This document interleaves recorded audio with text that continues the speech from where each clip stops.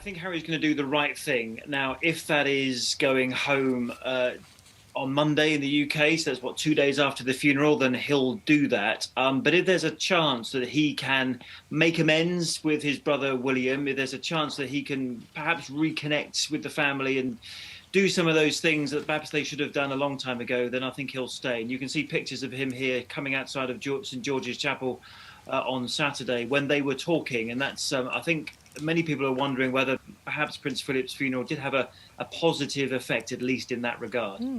Yeah, because when you talk about making amends, to watch them talking there at the end, and we saw Kate is being described as the peacemaker, that she's the one that sort of manoeuvred it and made it happen.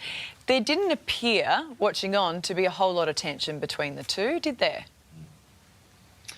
No, I think we can only assume they probably had some form of meeting the day before the funeral, because Harry got out of the UK quarantine regulations on the Friday evening. The funeral, as you can see here, was on the Saturday. And after the tension of, walking behind that Land Rover, saying goodbye to their grandfather, seeing him being lowered into the royal vault, it's so powerful, those images. Perhaps afterwards, just like here when they came out of St George's Chapel, maybe they thought, we need to chat. And you can see Kate there, who was talking to them and then just sort of pulled away a little bit to give them some time on their own. So they've had today, it's still Sunday in the UK at the moment, so they've had today to sort of try and maybe reconnect. But yeah, that's I think the focus for Harry right now.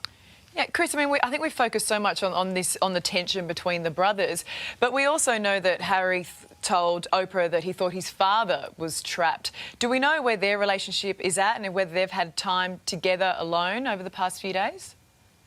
It's not in a great place. I think Harry's relationship with the royal family generally is not in a great place ever since that Oprah interview. And although he was very careful not to criticise the Queen, he was criticising the institution of which the Queen has been head for 69 years. So I think the tensions were there throughout the family, not just the immediate members of the family, but also the royal staff around them as well. So I can imagine it was quite a difficult week in the run-up to the funeral. And of course, we've got this very sort of intense private grief being played out in a very public way. We're watching in the UK, you're watching in Australia, and that's, it's a very different, difficult dynamic, that, I think.